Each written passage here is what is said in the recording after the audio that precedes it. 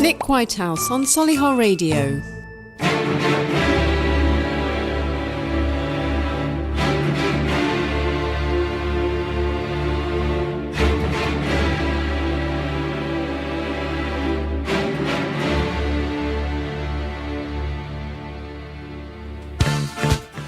Good morning and welcome to the Solihull Show here in Touchwood Studios on Solihull Radio. Thank you very much for tuning in. I am Nick Whitehouse and I've got a show for you.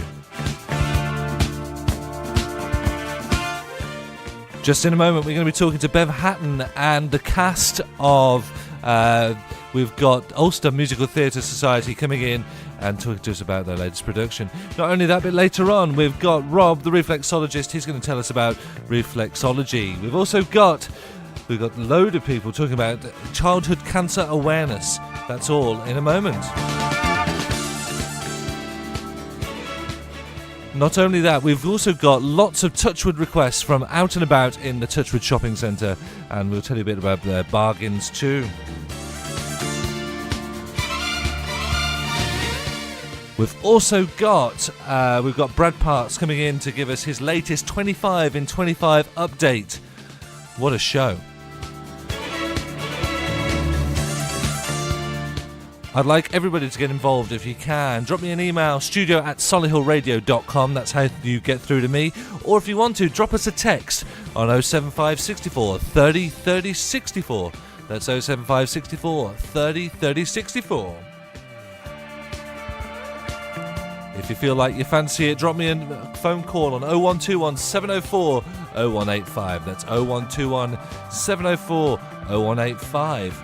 We're also out there on social media, so find us on Facebook at Solihull Radio, and also we're on Twitter and Instagram as well. We're going to be Facebooking live a little bit later, so keep in touch with that. Well, what a show we've got. We've got in the studio, though, straight away, we're going to be chatting to Bev. Are you there, Bev? Hi. Hi, Nick. Good morning. How are you doing today? I'm doing very well. Good. Not too bad. Good. You've been very busy rehearsing this week, haven't you? You've got a bit of a good show coming up. Do you want to tell us a little bit about that? Yes, indeed. We're at Alcester Musical Theatre Company are right in the middle of their final sets of rehearsals for their show, which goes, My Fair Lady, goes out on the 3rd of October and runs to Saturday the 6th of October. It's very busy. We've had lots of brilliant rehearsals. Our principals are word perfect. They have been for several weeks now, which makes it so much easier for me when we're directing and doing everything else. So that's really good. So if people aren't familiar with that show, what roughly happens in it? What's the synopsis of it? It's about a flower girl called Eliza Doolittle who wants to better herself, and one night she meets up with a gentleman called Colonel Pickering and Henry Higgins, and Henry Higgins says that he can turn her from being a flower girl into a duchess in a number of weeks and months if she wants to. And as she overhears it, she thinks she quite fancies the idea, and she turns upon his doorstep the next day and says, "Teach me." So he agrees, and Colonel Pickering lays a bet with him that he can't do it, and so Higgins takes it up, and that's what happens. So it's about Eliza's transformation from being this real cockney into being a lovely young lady who speaks very nicely. So you brought along a couple of the cast members with you today, haven't you? So indeed. who have we got in the studio? We've got the lovely Colonel Pickering, okay, who is Jeff Gill. And also we've got Eliza's father, Alfred P. Doolittle, played by John Baker. So they're along. We'll chat to them a little bit later on in the show. So what's your background? Have you always been passionate about musical theatre, or have you come into a different route into directing? How's it worked for you? I started off really when I was at school. I was encouraged by my English teachers and one or two other teachers to take it up and to perform. And it's always been within me. I've always wanted to do it. Yeah. I wanted to do it professionally, but my father said I had to get a proper job. Right. So he said, sports those dads, aren't they? Are, really? aren't they? I think he was looking out for me, really. And he So I decided that I'd become a teacher, and through teaching I took up the drama clubs at school and did school productions and things. But after I trained as a teacher, I moved back to Redditch, and my friends encouraged me to join the local operatic societies, which is what I did. Yeah. So I did several years of that, and then I was asked if I'd like to swap places and go the other side of the lights, which is what I've done for quite a long time now. Yeah. So name me some of the shows that you've done in the past. Was there something that you particularly enjoy? Have you got a sort of a composer that you like? Do you like the classic ones, the modern ones? What's your sort of passion there? Well, it's difficult to say really, because I just like musicals generally. I like modern ones, but my favourite one, Sorry, there's a lassoing going on here. Yes, there is. This is the person who's described himself as the general dog's body in the back of the room. She's my husband. This is Bev's husband. Yeah, You like the full Monty? That's a window into your life we don't want to go into, guys. No, we did the full Monty. We have performed the full Monty 3 times, twice at the Palace Theatre in Redditch and once in Stratford at the Arts House. Yeah. And we actually stopped another show happening in a building next door in Stratford because the ladies were making such a lot of noise as the gentleman got to the point where there's a bit of screaming, was there? Yeah, just a little bit. Yes, yeah, very much so. That was a really good fun show to do. Very, very lively, very modern. I quite like a mix of old and new. Yeah. Some of the older ones, like My Fair Lady, are they're just steeped in tradition, really. And there are a lot of modern ones that are out there, which obviously people need to get to know. And in the future, there'll be people's old versions, if you know what I mean. Yeah. So how would people get hold of some tickets for that, or find out more about your group? They can get tickets from the Palace Theatre. They're available at the Palace Theatre in Redditch. And tickets are £17 each, but there is a £1.50 booking fee that goes on top of that. If they go on a Monday night, the tickets are only £16. Right. For the rest of the week, they're £17. But the Saturday matinee, if they wanted to go to the Saturday matinee, they're only £15. Okay. Still tickets available? Yes, there are still tickets available. That we've sold really well, but there are still tickets available for people to buy and come along and see the show. It's a great show. Lots of lovely, lovely numbers. Yeah, it's a very famous show. So just before the show, you were telling us about some future projects. Are you allowed to sort of talk to me about that? Yeah, I don't see why not, actually. No, it's not a secret, no. Next October, as a society, we're going to do a new show as such called Made in Dagenham, and it's based on the ladies from the Ford plant at Dagenham, who in 1968 brought the Ford works to a complete halt because they went on strike for equal pay. So of course it's 50 years, isn't it? It is, yeah. It's 50 years ago this year that it happened. So it's quite exciting because, again, it's a very modern musical, and the songs within the show help to tell the story of the ladies and the battles that they went through in order to get what they wanted, which ends up with the help of Barbara Castle, who was a Labour Transport Minister at the time, and she backed them up to the hilt. But she couldn't offer them the 100% equality. She could only offer them 97% at the time. I think Nearly it was 97%. It's still scandalous, nonetheless. It is, yes, yeah. Okay, so you very carefully earlier on this week recorded some of your rehearsals. Is that right? Some of the songs being sang. Yes, we did. And we've got a bit of a recording of some of that. So let's start playing it. Tell me what we've got going on here. Here we go. So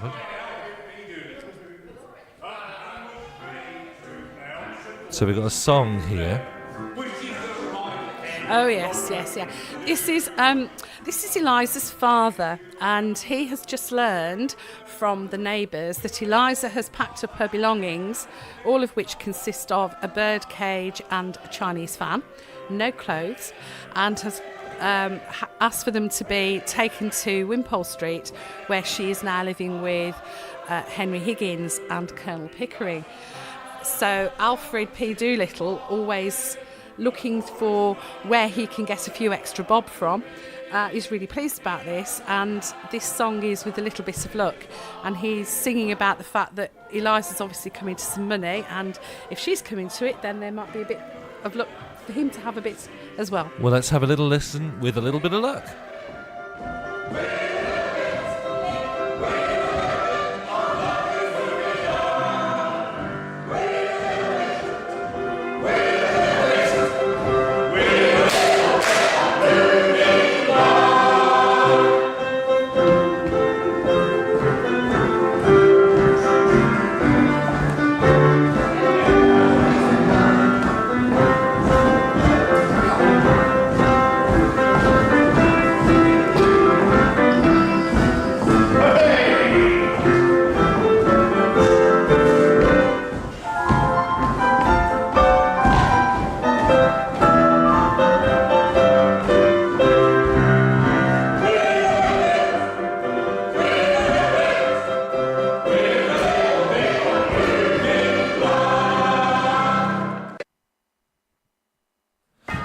Well, there we go. We got some more of that a bit later on. But now I'm going to play a request, which I picked up earlier on this week, Thursday night. I was lucky enough to wander around Touchwood, and I got chatting to Rachel, who's one of the information hosts on the Touchwood information desk. She's been here for a year, but it is actually her fourth year working in the centre as a whole, and she wants to dedicate this song to everybody who's working at Touchwood this Saturday. So, for her and everyone working there at Touchwood, this is Ariana Grande, God is a Woman. You love it how I move you love it how I touch you, my one. When all is said and done, you believe God is a woman, and I feel it after midnight, a feeling that you can't fight, my one. It lingers when we're done. You believe God is a woman. I don't wanna waste no time, yeah. You ain't got a one-track mind, yeah. Have it any way you like, yeah. And I can tell that you know I know how I want it. Ain't nobody else can relate. Boy, I like that you ain't afraid. Baby, lay me down and let's pray. I'm telling you the way I like it, how I want it, yeah. And I can be all the things you told me not to be, yeah. When you try to come for me, I keep on flourishing, yeah. And he said he on the person in the company is me. You love it how I move you love it how I touch you, my one. When all is said and done, you believe God is a woman, and I feel it after midnight, a feeling that you can't fight, my one. It lingers when we're done. You believe God is a woman. I tell you all the things you should know. So baby, take my hand, say this so we can make it last, take it slow. And I can tell that you know I know how I want it, yeah. That you're different from the rest. And boy, if you confess, you might get blessed. See if you deserve what comes next. I'm telling you the way I like it, how I want it, yeah. And I could be all the things you told me not to be, yeah. When you try to come for me, I keep on flourishing, yeah. And he see the universe when I'm the company is me. You love it how I move you love it how I touch you, my one. When all is said and done, you believe God is a woman, and I feel it after midnight, a feeling that you can't fight, my one. It lingers when we're done. You believe God is a woman. God is a woman.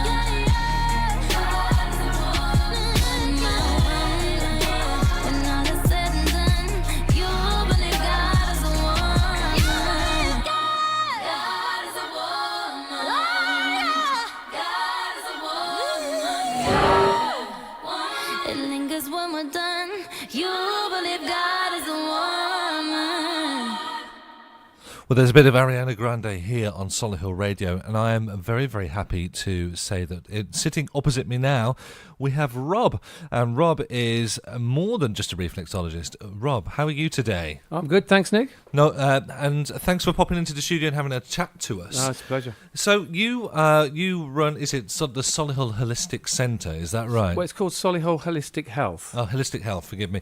So what is it you do? Well, I do, obviously reflexology is one of the things I do, but I do a variety of different therapies. It is just myself that works for Solihull Holistic Health, at the moment anyway. Yeah. But I offer a variety of different holistic therapies, including also Reiki, Indian head massage. I do a stress management program. There's a pain management program that I do as well. So is that the benefits of that will help a wide range of health conditions, I would imagine? Well, I chose the therapies that I do because I believe that they address just about every condition going. I also am a trained hypnotherapist, so I use that as well to provide a holistic approach to healing. So have you always sort of worked helping people getting better with their health, or have you had some sort of epiphany that's resulted in a change of career or something like that? Well, I was a teacher for a long time, mostly working with adults in colleges and higher education, further education colleges. Yeah. But for the last, I've been a reflexologist for over 10 years now. And for the last 3.5 years, I've been full-time holistic health practitioner. So it was a gradual move into it, but it was an area that I was always interested in. I was always into that more alternative style of healing. I mean, I got into it because I had an issue with migraine headaches that were plaguing my life at the time, largely the result of large amounts of stress, tension, etc. And I went to my doctor to find a cure for this. I wanted to find out what I can do about it. And that meeting with the doctor really changed my whole approach, because the advice I was given was just take headache pills.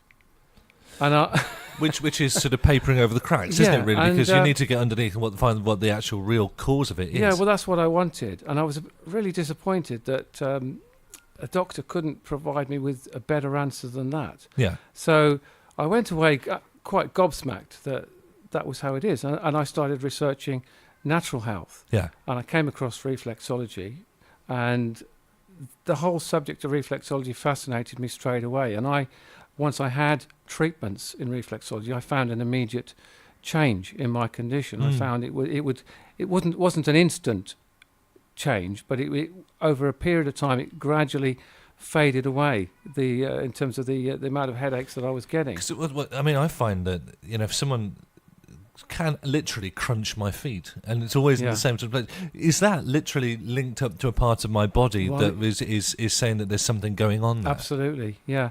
I mean, the body is an incredible thing, really, and we don't fully understand how it all interconnects, certainly in conventional terms.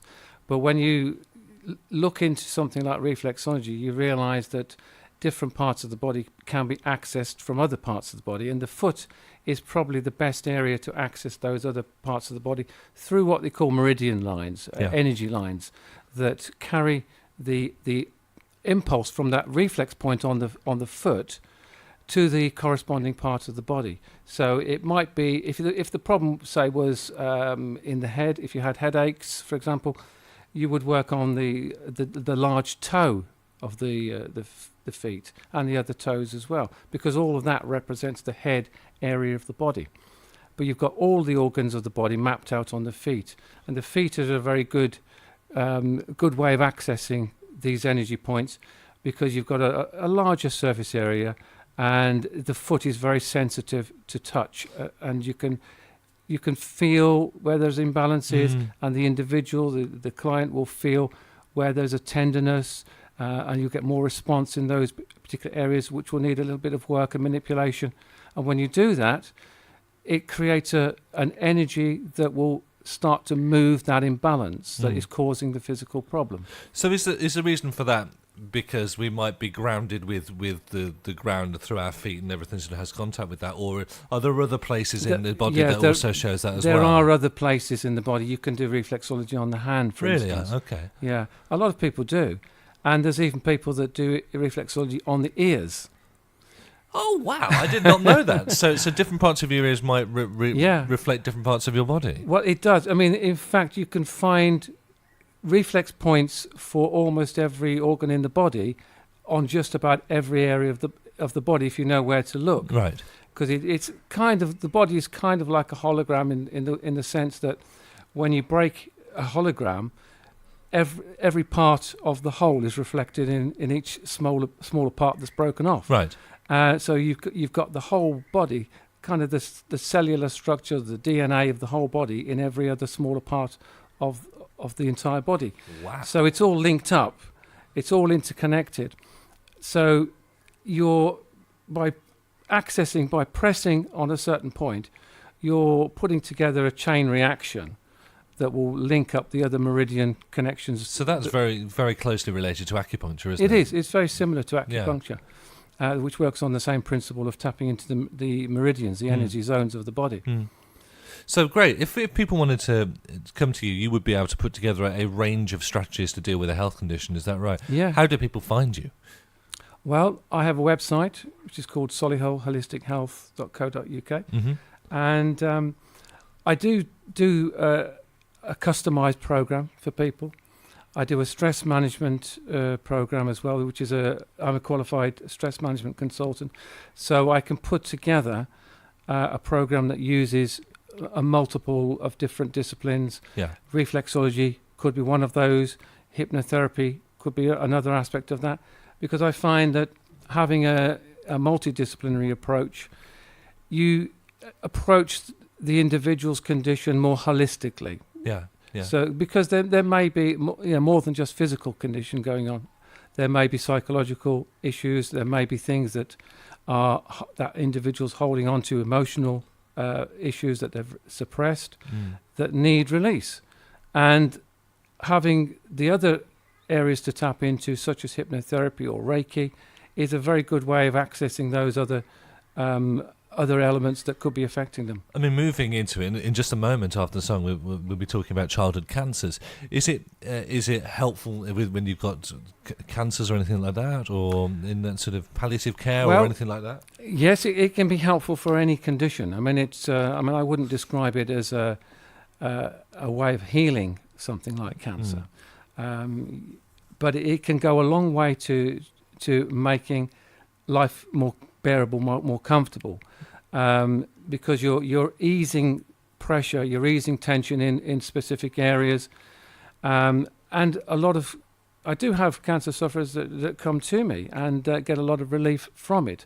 Obviously, they'll be undergoing their own course of treatments elsewhere, and this is something that they can do in addition to that certainly eases what they're going through, and it's to help make life as comfortable and as bearable as possible. Great stuff. Thank you very much. We're going to have a little bit of a chat on Facebook Live after the show where you're going to do a little bit of a demo for us. Okay, great. Thank you very much, Rob. I'll catch you soon. It's a pleasure. I'm going to play a request now for Maddie, who I met in Kuoni on Thursday night. She's been there for 2.5 years. Best bit of her job, selling holidays, is getting to go to places and doing hotel inspections. That's pretty cool. I think that would be one of my favourite things as well. She lives in Kimber. She's in today, but she's making a shout out to everyone else in store. I think that's going to be Mary, Monique, Matt, Kate and Laura. So this is for you. From Maddie, it is Aha's Take On Me.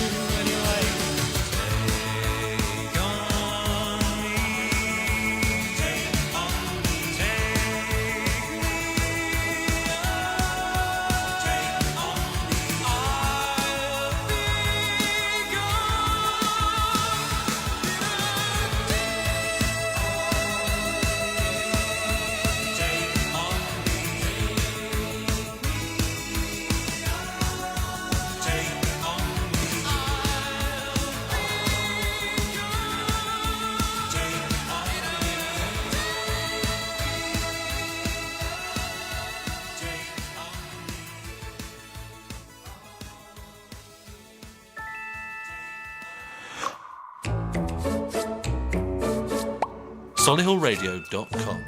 Yes, indeed, you are listening to solihullradio.com, and I am Nick Whitehouse, and this is now we're talking about Childhood Cancer Awareness Month, which is in September, and let me tell you about some of the issues that are raised. And I've got a number of guests in the studio. We've got, although childhood cancer is rare, there are around about 1,600 new cases diagnosed every year in children aged 0 to 14. So that means around one child in 500 will develop some form of cancer by the age of 14. And that accounts for around about 0.5%. But of course, because of the nature of children, this is something that hits a lot of people very hard in the heart. And we've got some people in the room that have been affected, and on the phone as well. Joining me in the studio, we've got Paula Partridge. Hello, Paula. Hello. Hello. We've got Rachel from, keep getting it the wrong way around, I do apologise, from Olly's. Well done, yes. There we go. Nick. Phew, I escaped that one. And on the phone, on the line, we should have Clic Sargent. Are you there, Clic Sargent? I am here, yeah. Hello. Let me just turn you down a little bit. So, Sorry. first of all, I'm going to have a chat to Paula. Paula, you obviously have had an experience of both of these lovely charities. Can you tell us about what's happened with you and your family? Sure, yeah. My son, Olly, no connection with Olly's as such, but yeah, my son was diagnosed in January 2017 with Ewing's sarcoma, so it's a type of bone cancer. Right. And yeah, we were very much supported by a lady from Clic Sargent who, explained all of the, benefits we could look at, getting things like a blue badge when Olly was tired from his chemo, etc. So they were very, very supportive emotionally, and sort of in financial ways as well. So a childhood cancer can have an economic impact on the family? Yeah, massive. Because, what sort of impacts would that be? Well, I mean, he's in hospital for like a week at a time, and you can't leave him. I couldn't really work for most of the 2017. My husband also, he's kind of self-employed. He could hardly work either, really. So it's massive financial impact, and all the travelling, etc., backwards and forwards to the hospital. So it does affect you, obviously, emotionally more so, but financially as well. So how did you get involved in Olly's? How did you become aware of that? So the day that Olly had his a central line fitted, which is the sort of the line that administers his chemo, he takes blood, for his blood tests and things. He had to have, under general anaesthetic, he had the operation to fit that. And the play therapist at Birmingham Children's Hospital gave us a Olly the Brave, which is what Olly's provide for children to help them understand what they're going to be experiencing with the loss of hair and the central line, which they call their wigglies. There's a wonderful book that went alongside it to explain to Olly in very simple terms what was going to happen, what he was going to experience. So it was just when he woke up from his operation and he got this central line attached to his body, he could understand. And it was simple, and he was going to lose his hair. Olly the Brave, the teddy bear that he was given, that mane comes off. So it was just such a wonderful visual thing for him to see. So it could break it down on a child's level, so they can understand what's going to happen. You got the all clear? How are things now? Well, he's in remission at the moment, so he has to every 3 months he has to have an MRI scan. So we had one earlier this week, and he continues to be in remission. So that's wonderful. Yeah. Okay, so let's go for Olly's over here. Rachel, what's your background? Tell us about you guys. So Molly was my daughter. Molly was diagnosed with cancer at the age of 3, and sadly Molly lost her battle at the age of 8. And everything that kind of Paula mentions, it's very hard to explain to people the world that you're in, how emotionally exhausting it is, how if you've got financial pressures and worries, that's horrendous. And as parents, you just want to make that journey as simple as possible for them. They have got to face certain things, but it's making that journey, as bearable as it can be. And really, Olly's Wishes was born out of our experience, with Molly, and how we relayed that information. So, it was very much about the simple things that make a difference in life, and you can't put a price on the simplicity of having a meal together, of things like if you'd asked Molly in her last days what she wanted, she'd have said a Lush bath bomb and a bath every night and to go to Pizza Express. Yeah.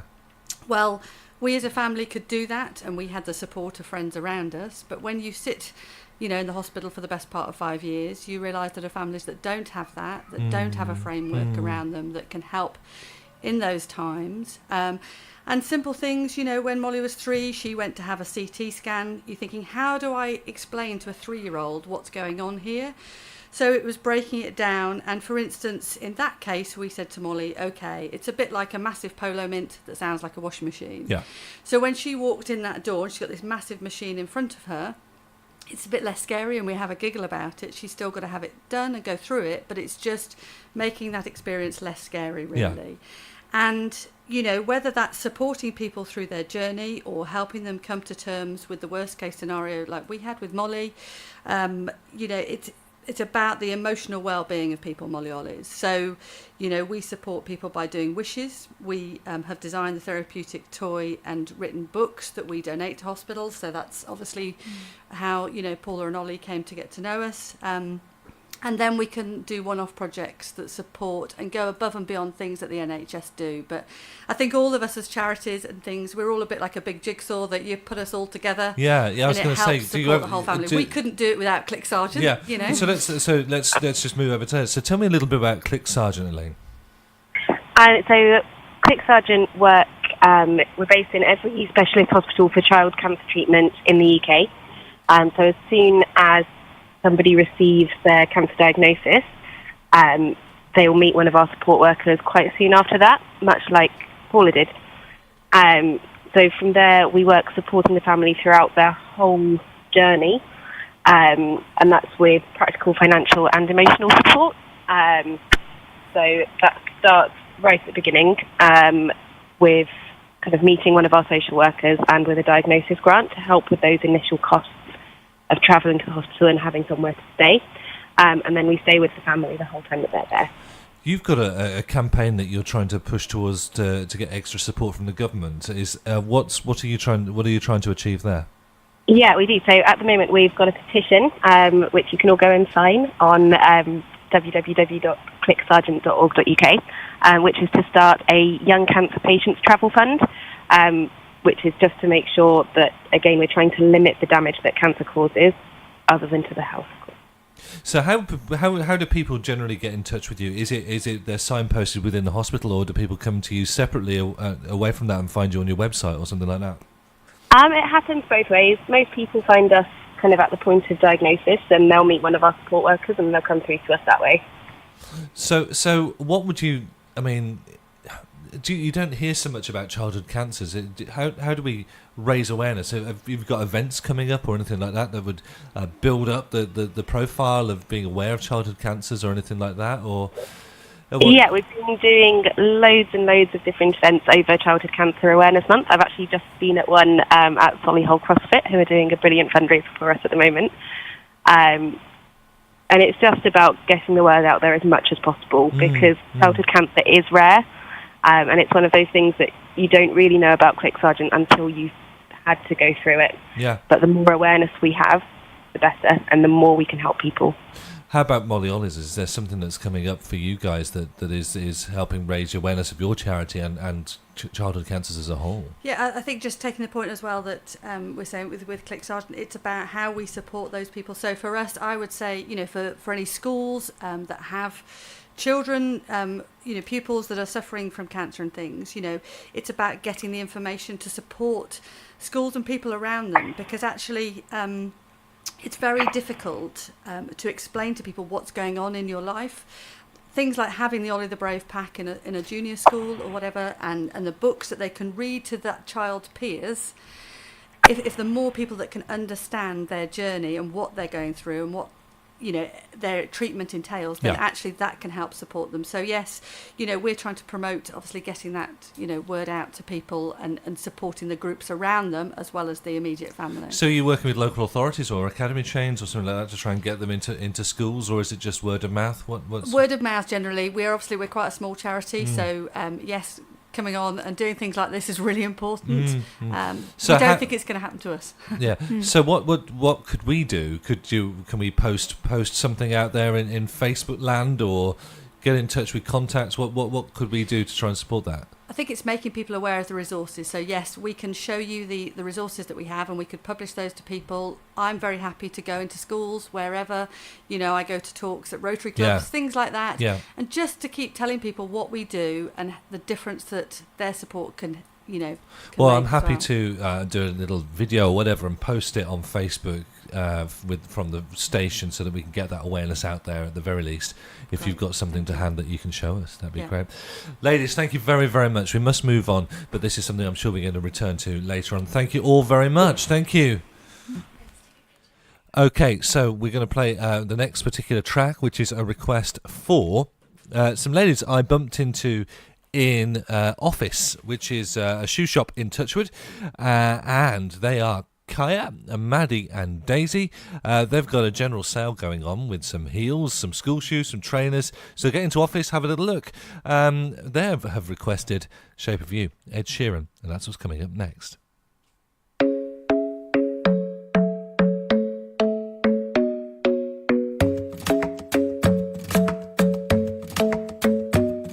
The club isn't the best place to find a lover, so the bar is where I go. Me and my friends at the table doing shots, tripping fast, and then we talk slow. And you come over and start up a conversation with just me, and trust me, I'll give it a chance. Now take my hand, stop it, and the man on the jukebox, and then we start to dance. And now I'm singing like, girl, you know I want your love. Your love was handmade for somebody like me. Come on now, follow my lead. I may be crazy, don't mind me. Say, boy, let's not talk too much. Grab on my waist and put that body on me. Come on now, follow my lead. Come on now, follow my lead. I'm in love with the shape of you. We push and pull like a magnet do. Although my heart is falling too.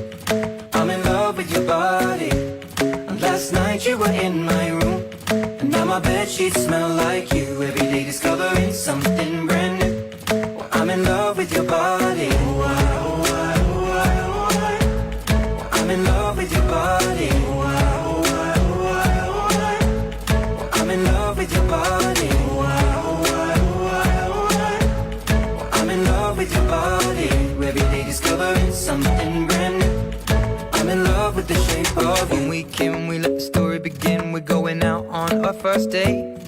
You and me are thrifty, so go all you can eat. Fill up your bag and I fill up your plate. We talk for hours and hours about the sweet and the sour, and how your family's doing okay.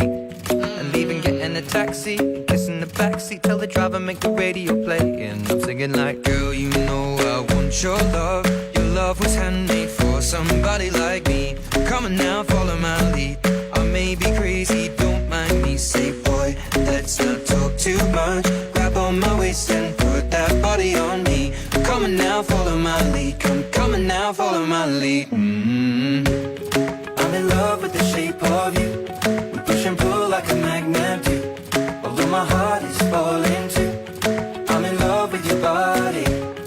Last night you were in my room, and now my bedsheets smell like you. Every day discovering something brand new. Well, I'm in love with your body. I'm in love with your body. I'm in love with your body. I'm in love with your body. Every day discovering something brand new.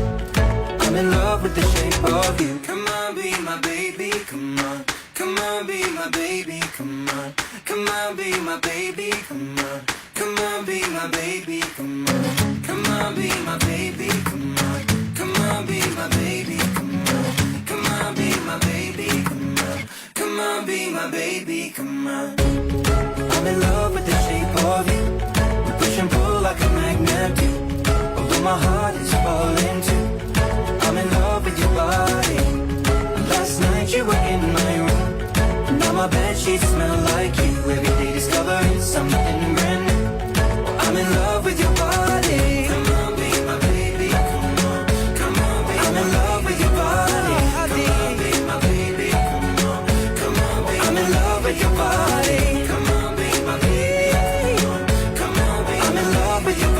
body. Every day discovering something brand new. I'm in love with the shape of. That's it, a bit of Shape of You, Ed Sheeran here on Solihull Radio. Let me tell you about some deals before I go over to Brad Parks, who is going to tell us about what he's been up to and the latest from Specsavers. We've got some deals out there for Holland & Barrett. There's £5 off when you spend £40 in store at Holland & Barrett. We've also got, I like this one, I have to get them on the show sometime, £2.50 off any dozen donuts at Krispy Kreme. Nice. We've also got Goldsmiths have got a 12% discount in store on full price items at Goldsmiths. I know Next are doing a massive, great big promotion. I've seen they've got a big red sign. I think it might be 50% off. We've also got some money off if you're feeling a bit hungry. We've got offers at Pizza Express. 3 courses for $13.95 is one of them. Also got 50% off collected pizza and pasta at Bella Italia. Kids also eat for £1, so do check out their offers. Ernest Jones have got a deal, £400 off when you spend £2,000 in store at Ernest Jones, so that's possibly good for you.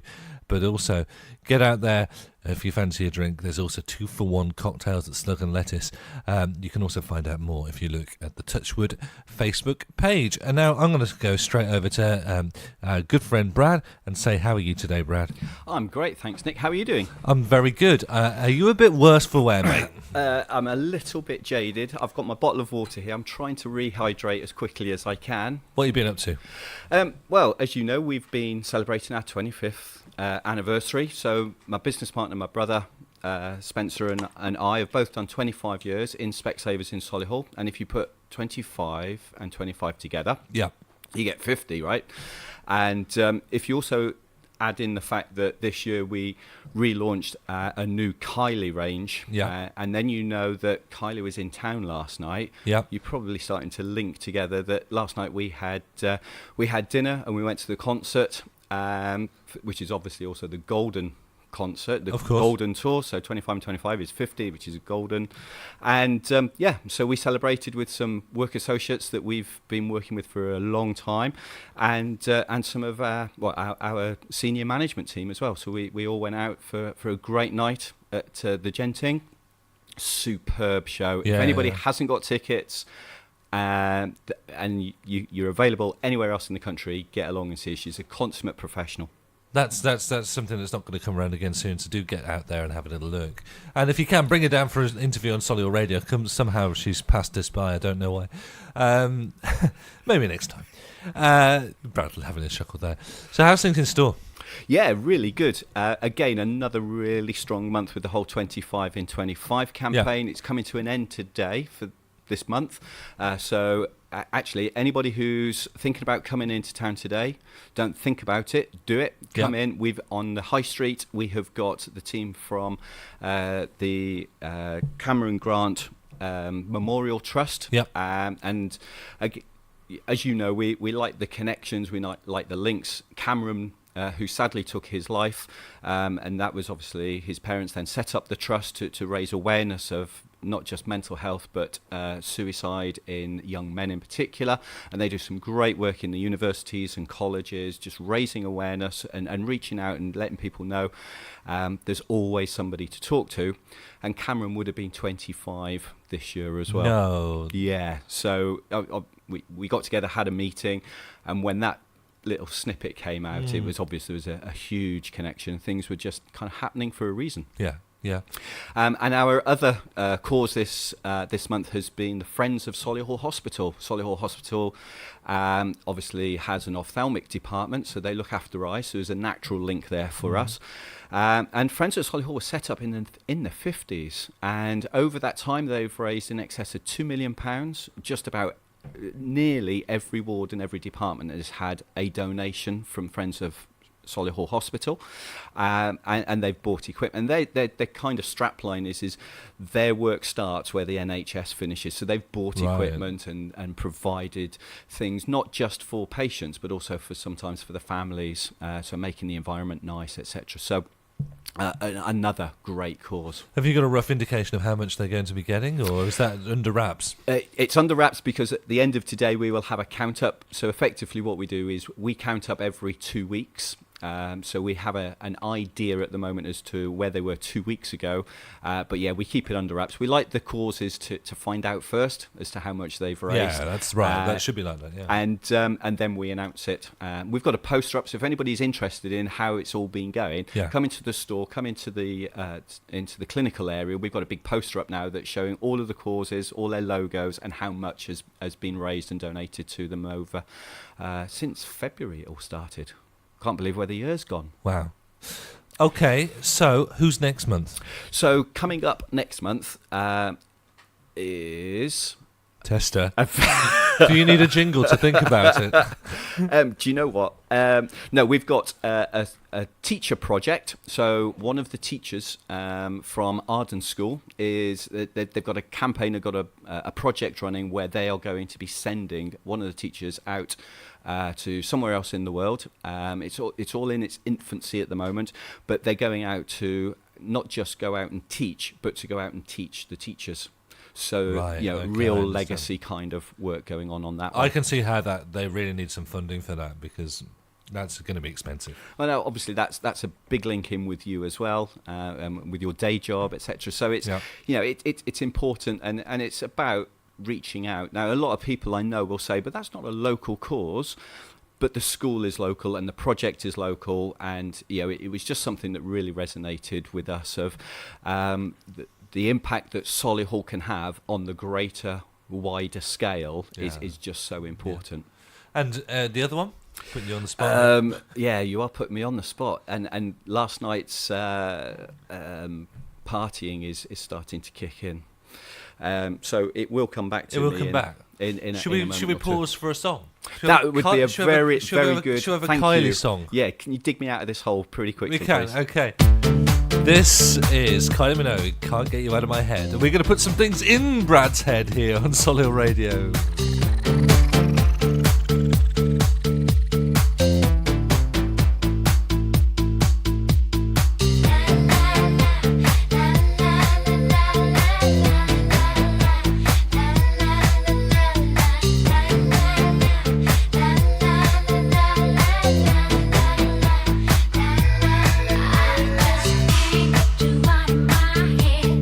Boy, your love and a song I think about.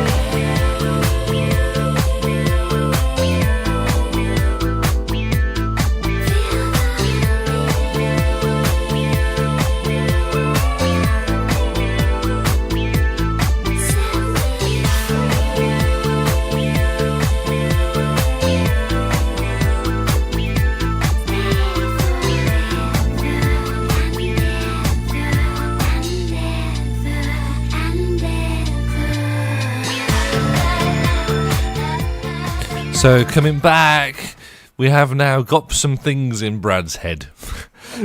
We have some hot news actually coming through. It's just been a message come through. Tell us what. I am completely blown away by this, Nick. I put on Facebook that I was going live, etc. And I've just picked up a message from a very good friend of mine who's the past national president of Roundtable, who has also gone on to some great things and has set up something called the Links Foundation, which is all about raising awareness and helping people with mental strength challenges, and in particular young men, because that's all very big at the moment. And he's obviously listening in live, has heard what we've just talked about with the Cameron Grant Memorial Trust, and he's just sent me a message. He works with Land Rover. He's a dealer principal, and I'll just read this out. I will donate a bike today for his trust, Cameron's trust, and I'll send it to your shop for them to raffle, auction, or find a way to raise money with that. Speechless. That's incredible. Just incredibly generous. So thanks very much, Marcus. Thank you, Marcus. So here's you with your big bright pink T-shirt on, and that inspired you to remember your second charity. Go! Absolutely. So it's the Breast Cancer Haven, which is in Solihull. We were talking about kids, or you guys were talking about kids' cancers earlier, so again, don't know why it slipped my mind.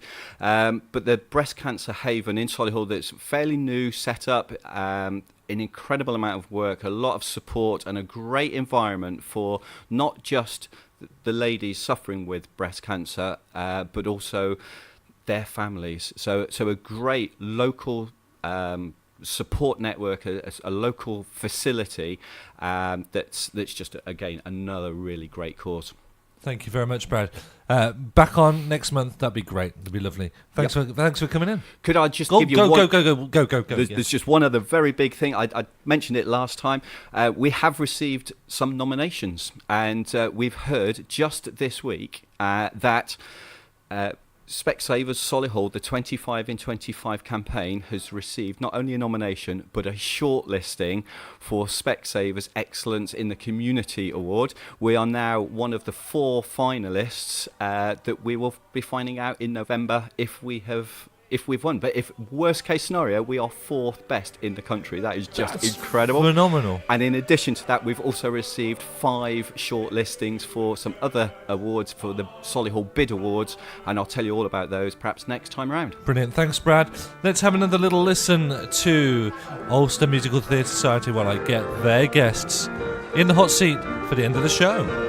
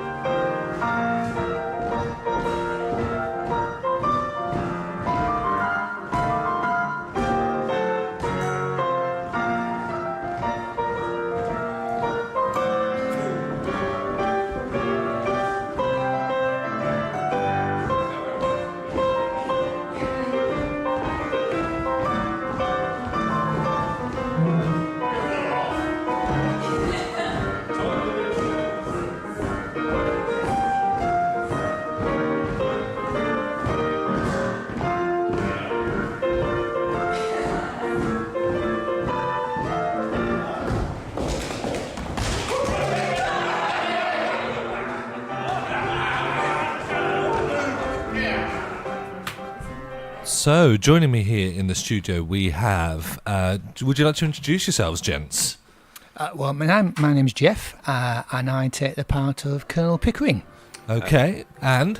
John Baker, who's Alfred P. Doolittle, the Dustman. The Dustman, with that X-Men, like a Dustman. So give me a little bit of a rough idea of what your character does. Colonel Pickering, well, he teams up with Professor Higgins and works with Eliza to get this rather posh accent and voice and become a duchess, of which they take to the embassy ball. Eliza being Doolittle's daughter. So we've got some conversations between all of us on that. Yeah.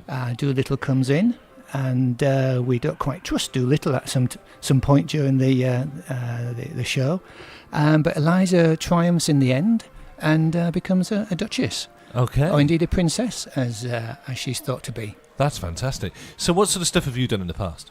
Oh, quite a lot, really. From early teens, I've done quite a lot of G&S, Gilbert and Sullivan, started with that, really, to begin with. Lots of musical theatre, typical, which you would say, American type of shows, And You Get Your Gun, Oklahoma, and then more latterly, some of the more recent ones, My Fair Lady, and the Full Monty, indeed, as well. Wow, did you do the Full Monty? Actually, the Full Monty? We actually did the Full Monty. All the way? All the way, as they say. My gosh. Yeah. Oh, yes. And our Dustman. Our Dustman. Well, our Dustman, he is the lowest of low, quite a drunkard in the show in My Fair Lady. And Eliza is his daughter that he sees occasionally. And he's trying to tap her up, poor though she is, for some money, for some more beer. Yeah. He sees the pot of gold being prepared by Professor Higgins, and he decides he'd like some of this gold, so he tags along, and the story goes on. Right the way through, great numbers, great dancing. It's a good show. Great stuff. And, well, thank you very much. I appreciate it. It was a very, very quick little interview. What's your favourite sort of shows? What's your sort of background? At the moment, it's this one. Good I've answer. done all sorts of shows. Like Bev giving you a little elbow in the side there. Yeah. Like, Pantomimes, serious shows, plays. I just enjoy being on stage. Yeah. Well, good organisation, good group to be in. Are you looking for new members? Always looking for new members, and in actual fact, I started because my wife came home from rehearsal about 43 years ago and said they're short of men. So that's how I started, and I've gone down that road ever since. Yeah. Thank you very much, all of you, for joining us. Let's have a blast of some more of your musical rehearsals earlier on this week, and then we'll finish off with one more song. Thank you very much. Nick. Thank you. Pleasure.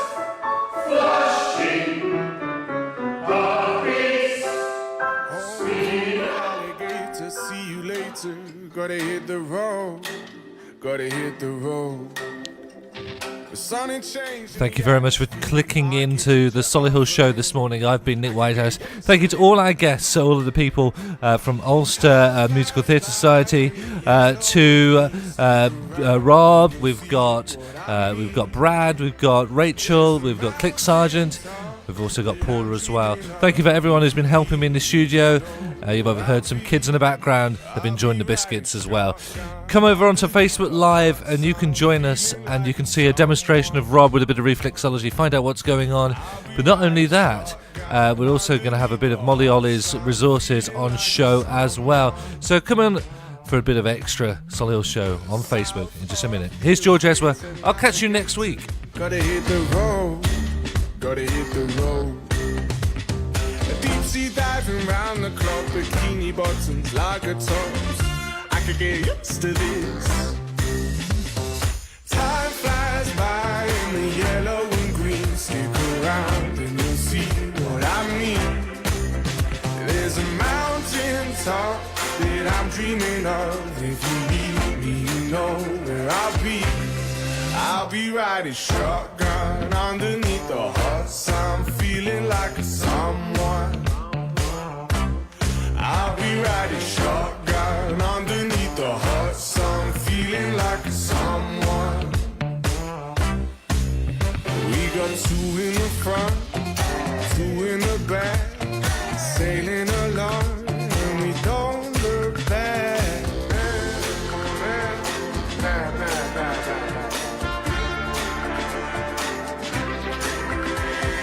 Time flies by in the yellow and green. Stick around and you'll see what I mean. There's a mountain top that I'm dreaming of. If you need me, you know where I'll be. I'll be riding shotgun underneath the hot sun, feeling like a someone.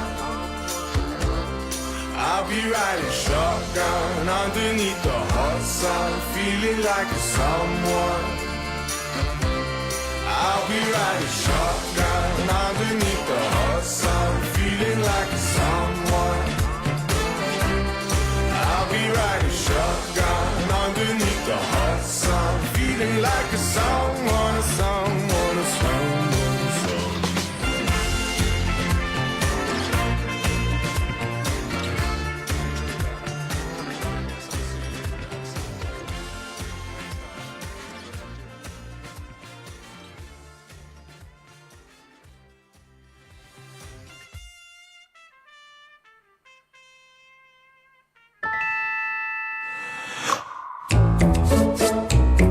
Nick Whitehouse on Solihull Radio.